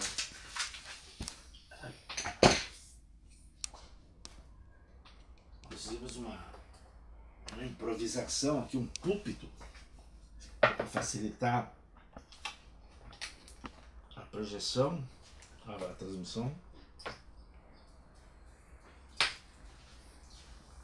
Eu estou fazendo com toda a calma, a recomendação do Gabriel, para dar tempo de captar as imagens. E eu vou pedindo o teu ok, tá boa? Tá bom? Ok. Eu vou mostrar graficamente aqui uns diagramas que eu fiz naquela ocasião, e uma postura crítica aos planos diretores decorrentes da Carta de Atenas, ao urbanismo moderno, que eu vou falar quase que uma caricatura de tão simplificado que eu vou tentar fazer. Aqui, o que está escrito aqui, ó, o título, isso aqui, ó, o procedimento do plano diretor, the Master Plan Procedures. Como é que é o procedimento do plano diretor convencional? É assim, existe a cidade é um corpo, já falamos disso, de alto grau de complexidade, já consagrada hoje até do ponto de vista de conceito, que é um ser de alta complexidade. O que o plano diretor faz? Ele coloca gavetinhas setoriais, e para que possam ser manipuladas, operacionadas, e representadas, implantadas, qualquer dessas propostas relativas a essas variáveis, é feita uma super simplificação. Existem variáveis demais, estanques e ainda estanques e de uma quantidade muito grande. Então o plano diretor está escrito aqui, ó, super simplificação, para poder fazer alguma coisa, para editar isso aí e evidentemente criar uma norma, uma lei que ordene, que organize a cidade, ó, a competência de organizar a cidade para melhorar a cidade. Ele super simplifica, e aí faz aquela plantinha famosa, que é assim a planta de zoneamento da cidade, por exemplo, onde estão as funções principais, a habitação, o emprego, se é indústria, comércio, serviços, o centro histórico, as áreas de conservação natural, faz aquelas manchas bidimensionais, coloca uma estrutura que é o sistema viário hierarquizado, uma zona de emprego industrial, etc, etc, e coloca, em vez de ter essa pilha de variáveis, escolhe 3 principais. Estou dando um exemplo diagramático, é quase uma caricatura. E como ele desenvolve, ele segue a trilha essa da super simplificação, na hora de implementar, ele vai ser espelhado, porque ele aprofundou esse item, ele vai fazer uma implementação, a ação, etc., urbanística, vai ser de acordo com o que ele tinha aprofundado, uma questão de coerência. Acontece que a realidade é muito mais dinâmica, muito mais complexa. Isso aqui é quase que uma ficção literária. O plano diretor se transforma chamado uma peça de ficção, o plano diretor. E a cidade está por fora, se desenvolvendo, crescendo e transgredindo a lei do plano diretor, porque a vida é muito mais forte que uma lei. A outra A outra alternativa de visão seria assim, níveis de complexidade integrados. De alguma forma tem um interrelacionamento. Não é uma pilha de pratos, mas eles têm uma coexistência íntima de causa e efeito, de impactos mútuos, etc, etc. Então o importante não é simplificar isso aqui, super simplificar, mas é entender isso aí. Como é que o fator, como é que a renda influi na habitação, como é que o custo da terra influi na edificação, na densidade, etc, etc. Procurar entender isso aí e fazer uma proposta em cima dessa compreensão. Que esses níveis de complexidade, de alguma forma, reproduzem, segundo critérios políticos, econômicos, etc., reproduzem isso aqui. De uma forma, indo adiante, acho que eu acertei. Seria assim, isso aqui é uma linha dinâmica, o tempo está indo assim, daqui para cá. Então nós temos essa realidade, que está aqui, ó, o sistema urbano, com toda a sua complexidade, está atrás desse layer aqui. E aqui o sistema de planejamento. Tá? Qualquer que seja, plano diretor, Porto Alegre, tem o plano diretor, a SPM, Secretaria de Planejamento Municipal, é responsável gestora, atualiza, coordena, aprova, desaprova, propõe projetos, etc, etc. É o sistema que está correndo. Interfere na realidade e ao mesmo tempo recebe impactos dessa realidade. E o processo vai andando. Até ficar obsoleto, reavalia o plano diretor. Ou o plano diretor é uma coisa, a realidade é outra, completamente diferente, ninguém responde do ponto de vista da realidade em relação ao plano.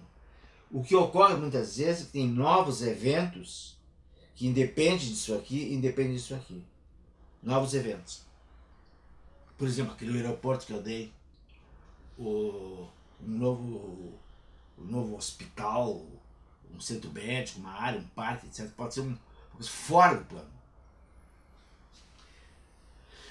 E quando isso acontece, o desejável é que esse novo evento tivesse a capacidade de se adaptar nisso aqui de uma forma dinâmica. E não jogar uma pedrinha ou numa box, uma caixa fechada, isolada, rígida, que muitas vezes acontece, que a maioria das vezes acontece, e no decorrer do tempo, como ela não teve a permeabilidade, a articulação, a capacidade de fazer uma relação sadia com o processo todo da cidade, ela vira uma peça obsoleta. Então tem prédios vazios, um bairro que fica decadente, um vazio, não sei o quê, são áreas, intervenções que não tiveram, vamos dizer assim, a possibilidade nem ela de se transformar, para se adaptar, e muito menos da cidade de manter isso aqui. Por exemplo, dar um exemplo esquemático, bem assim, fazer um hospital na Avenida Independência.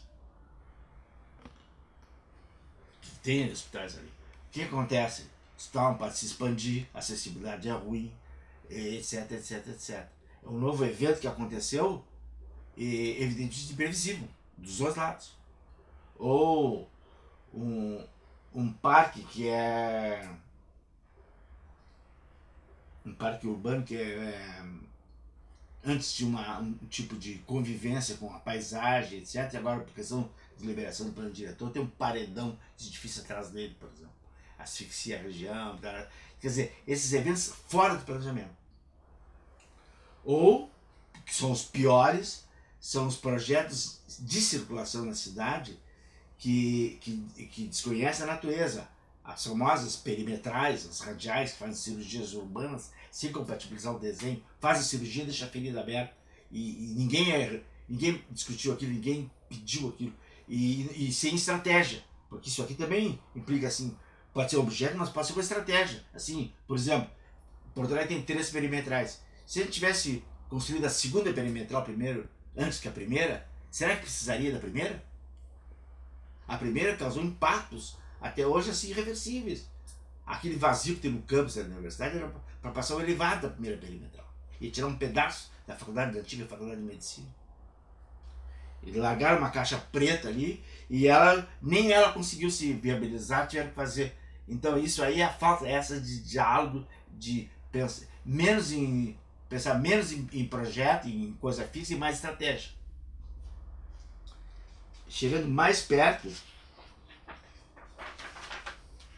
seria assim, ó. O que seria o desejável? Estou dando um zoom naquele desenho que eu mostrei antes. Só uma curiosidade. Esse desenho aqui eu fiz lá em Edimburgo, uma coisa que as pessoas nem sabem o que é. Letra 7. Letra 7 eram umas lembras de decalque, que tinha essas texturas, tinha letrinhas, etc, etc. Isso aqui foi feito com letra 7. O ideal é o seguinte, ao invés daquela intervenção ser uma caixa preta, impermeável, rígida, nacional, ela fosse um conjunto de ações, ou de projetos, de propostas, que no decorrer do tempo, aqui está a noção do tempo para lá, fosse recebendo informações e informando o plano e interferindo, que pudesse, vamos dizer assim, em vez de fazer um alargamento da avenida, fazer um parque linear. Por exemplo, a rua Múcio Teixeira, que liga aqui o Aipiranga lá com o José de Alencar, quem vai à direita vê um recuo muito grande nos edifícios, nos jardins bonitos. Ali era um recuo para alargamento.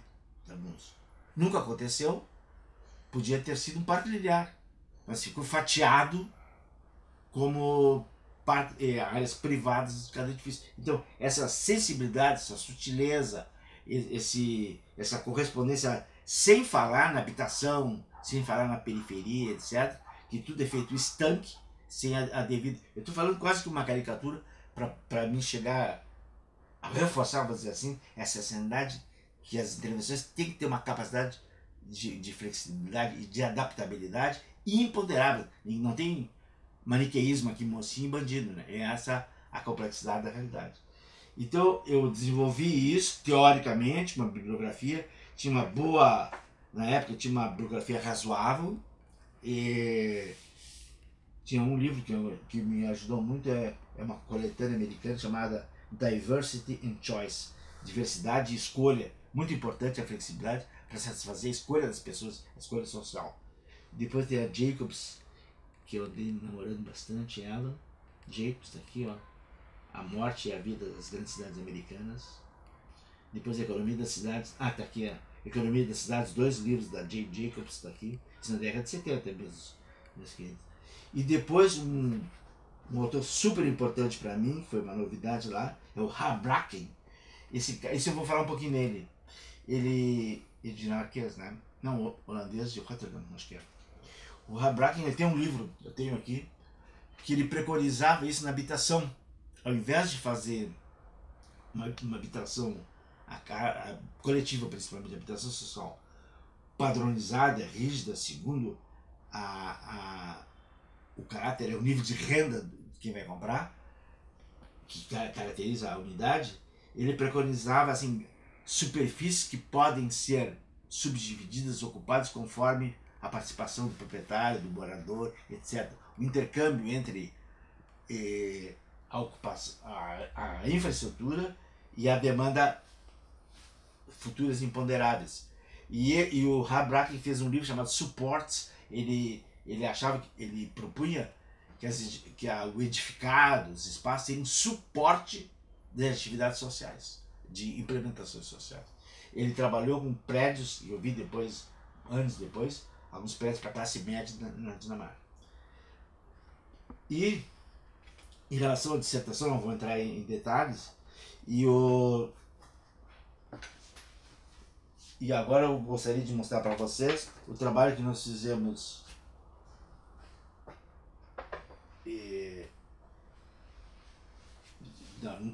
o trabalho de conclusão do curso.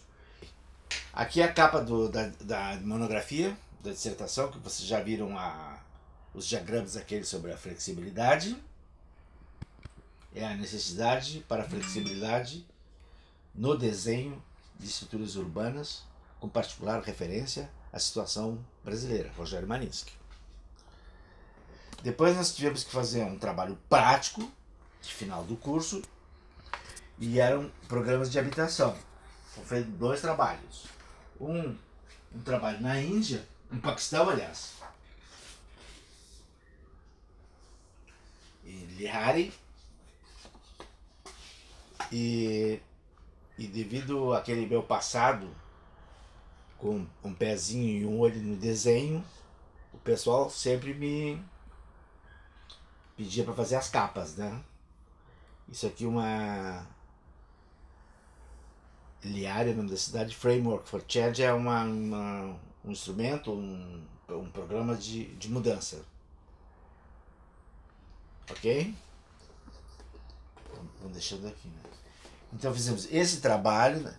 A monografia, o trabalho prático já na etapa final do Paquistão, e um trabalho no Brasil. Teve outra equipe que eu também envezado. Puxa pra frente.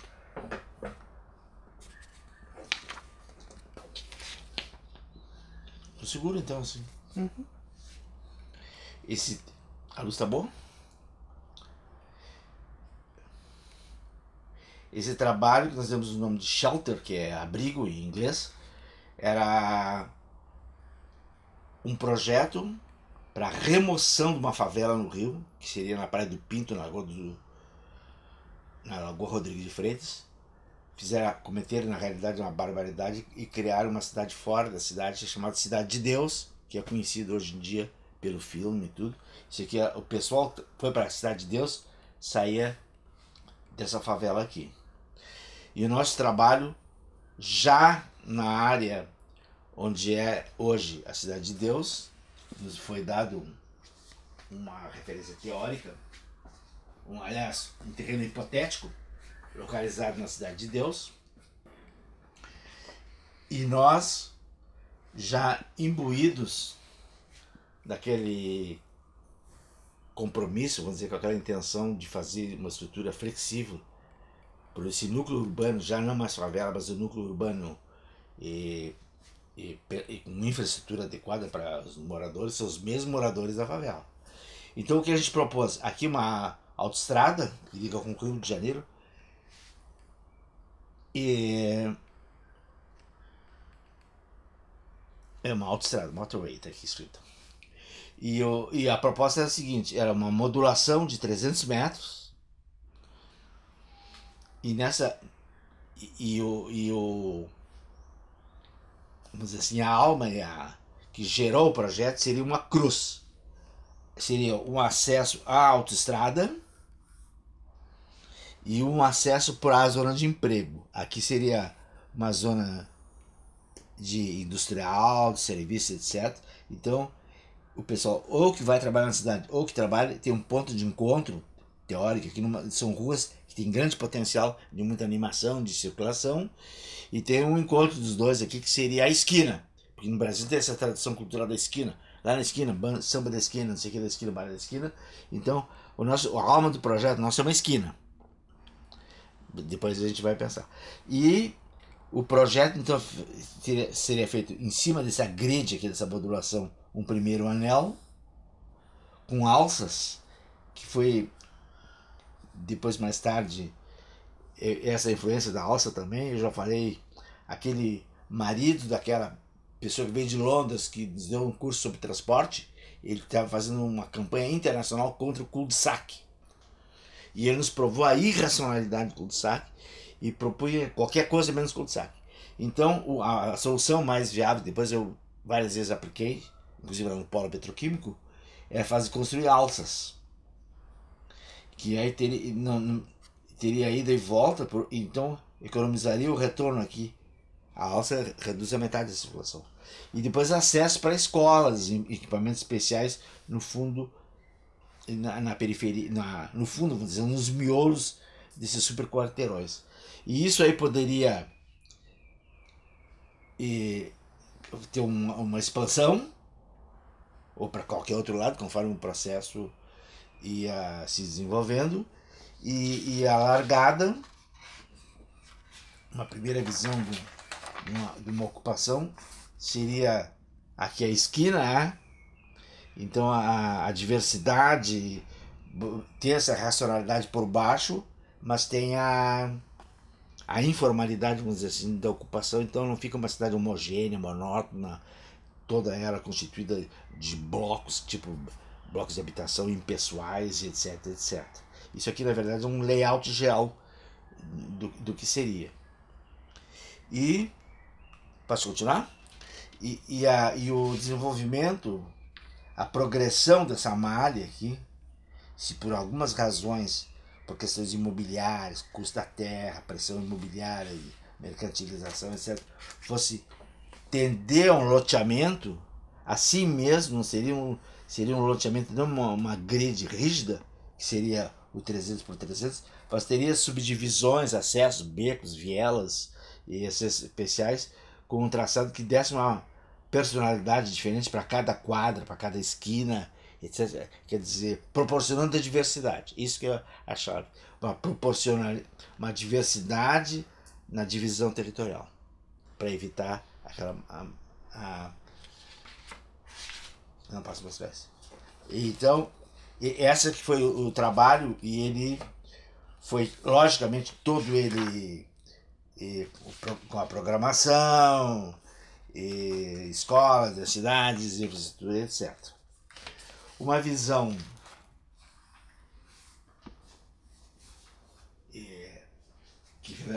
aliás, uma visão não, e a nossa proposta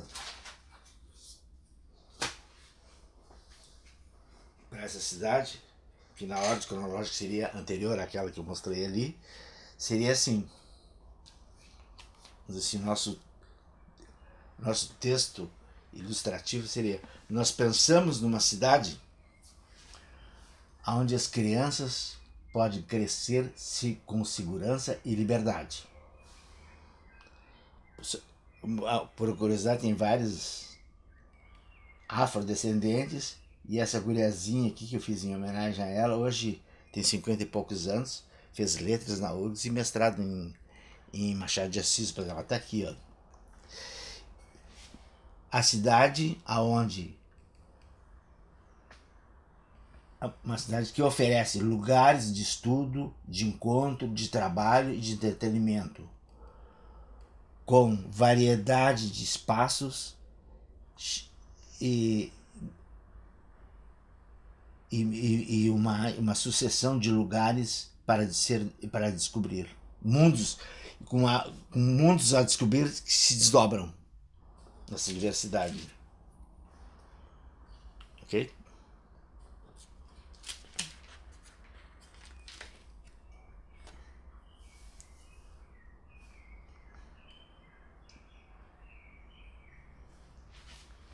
Pode ir com calma.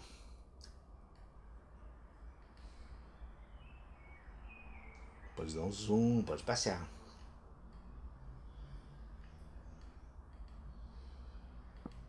Não esquece da guriazinha aqui.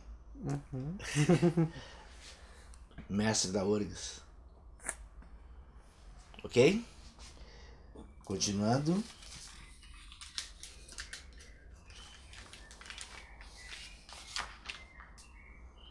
Excitante, tranquila e privada.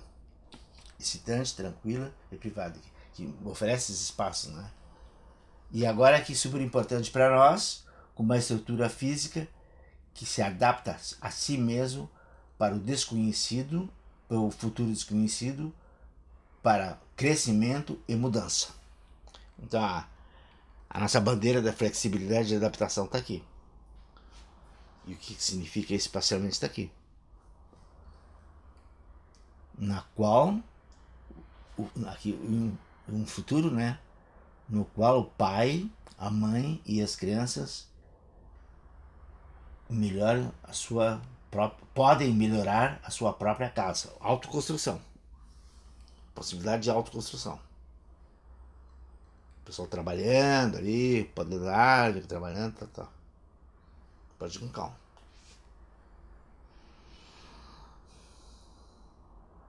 Evidente aqui, está mostrando que não são os caminhos retilíneos de engenheiro, vamos dizer assim, subjugados, uma lógica da viária, né? Mas são vias de compartilhamento, né? E a cidade é essa população que se sintam satisfeitos e contentes com seus vizinhos, aonde as pessoas se sintam contentes, satisfeitos e contentes com seus vizinhos, a boa vizinhança. E começando no Brasil, e feliz de serem uns seres humanos. Termina em samba.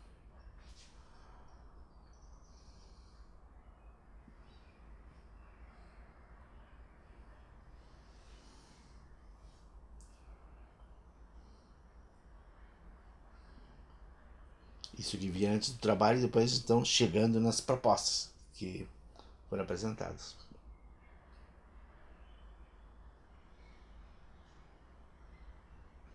Pode lá, vai no samba aí. Que pena que não tem um fundo musical agora no sambinha.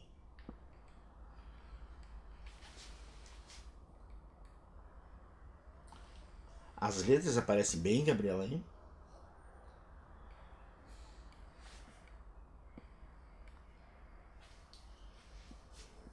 Bom, isso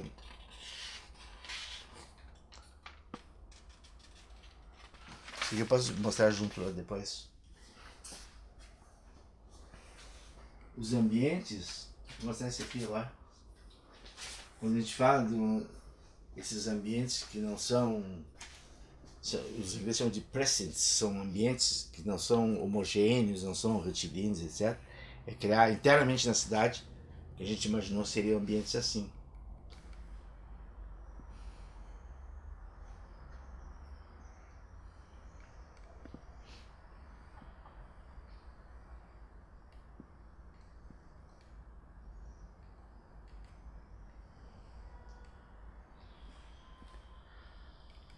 Como foi a técnica? A técnica que fiz esse desenho era um papel, aliás, aqui é original, né? Isso aqui é original. É um papel vegetal colado, grudado na parede e com um papel de parede que tinha essa textura aqui, um papel com relevo. E lapiseira, deitado ou assim, e lapiseira de leve e lapiseira estilo crayon, direto de pé na parede. E agora eu posso mostrar uma vista geral e nós vamos mostrar aqui com a colaboração da Quinta Sinfonia de Beethoven. Tchau, tchau, tchau, tchau.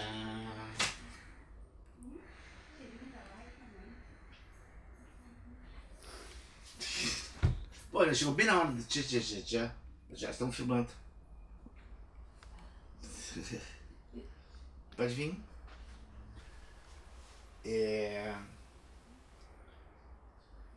Bom, o que eu vou mostrar também agora, deu ok aqui, Gabriel? É o seguinte, em função do meu jeito de desenhar, da capacidade de desenhar, etc., muitas vezes me pediam para fazer trabalho e desenho para outros trabalhos. Então eu fiz esse aqui, um desenho uma porta em Dublin, na Irlanda, que depois vou mostrar uma série de desenhos. E o pessoal pediu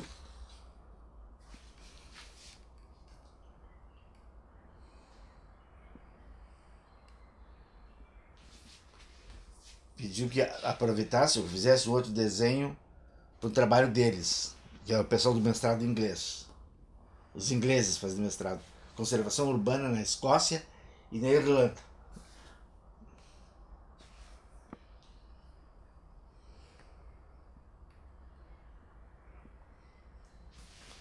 Bom, e agora eu vou mostrar uma série de desenhos para vocês que nós fizemos uma viagem de estudo, uma viagem coletiva, tivemos pessoas em 2 vans cheias, e a Irlanda, justamente para visitar Dublin e um circuito interno na cidade, no país, até o sul, que é Cork.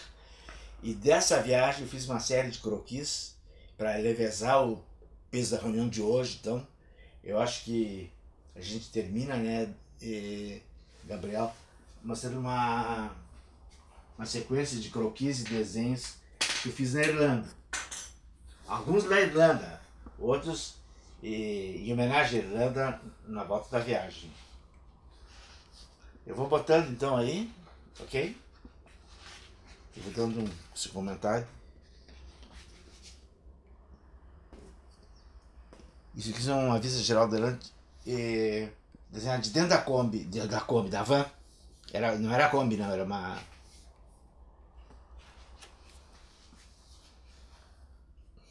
Me dá um ok, eu troco. Pode ir com calma.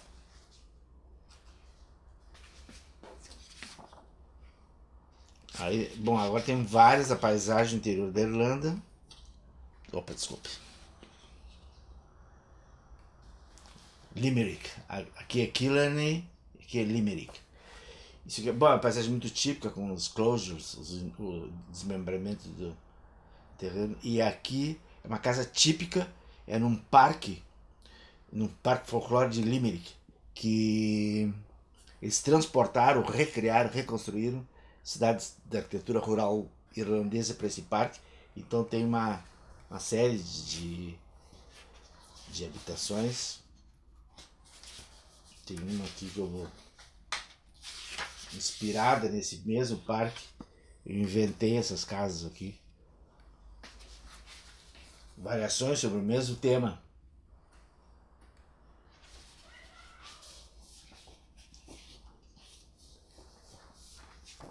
E essa casa aqui é super importante, esse detalhe, porque todas as casas da zona rural têm esse montículo aqui, que isso aqui é turfa. Eles recortam a grama. A turfa é um petróleo que não foi comprimido. Então ele é um bituminoso, mas a flor da pele, a flor da grama. Então eles recortam como se fosse leiva de grama em tiras. Tem uma máquina de ver de longe, como se fosse um arado, vai cortando, corta em cubinhos para queimar depois na lareira. Eles aqui no sol tá secando. E aqui em Limerick também, ó, dentro de uma casa, um detalhe, queimando a turfa ali. Aí esse dentro de uma casa no Irlanda, esse aqui é Killarney e Aberfeira. É Aberfeira, né? Isso. Aberfeira.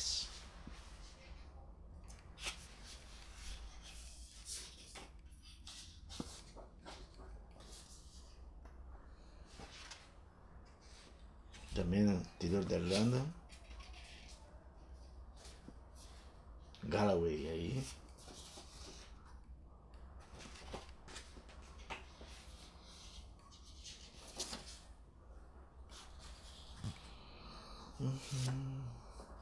Aqui Bunratty Castle, Castelo de Bunratty, Berwick, em Limerick.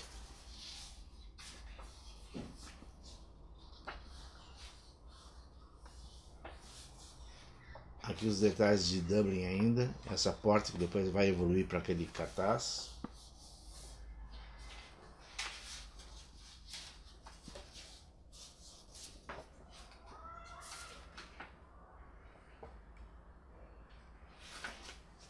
Ok.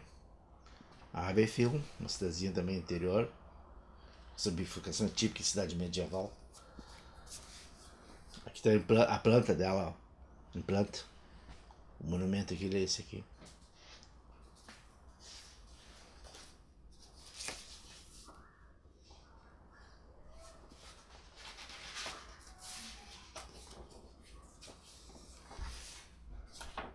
E aqui são os croquis de uma cidade, a cidade mais ao sul da Irlanda é Cork. Cidade super importante do ponto de vista cultural, porto. E tem um portinho muito bonito. Aí fiz esses croquis. Cork.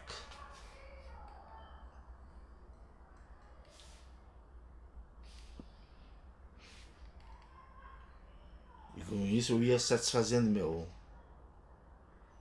lado de artista gráfico. Isso aqui é uma vista de dentro da água para a Bahia. Tem um declive muito grande, a definição do espaço da Bahia, né?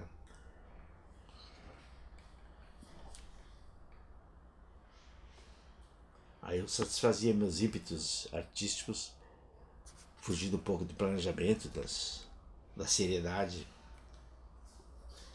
E aqui uma gozação que eu fiz com os irlandeses é o progresso chegando na costa oeste da Irlanda.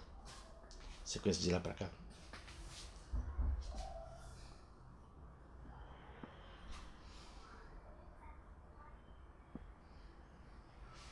não tinha visto esse detalhe que eu escrevi cachorro ou pet. Daí eu escrevi aqui, dog or pet. Tem um pet ali fazendo cocô.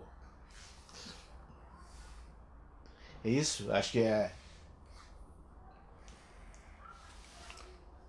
foi assim para dar uma sobremesinha no nosso trabalho, mas evidentemente que a Irlanda foi uma visita muito proveitosa, é um país que não teve revolução industrial, é todo verde, um jardim, e agora está super desenvolvida, né? Mas eu acho que deu ok? Então acho que a gente pode terminar hoje a apresentação do nosso módulo 1, né, que é o Edimburgo. E na próximo encontro acho que vai ser o tema sobre a minha participação no polo petroquímico.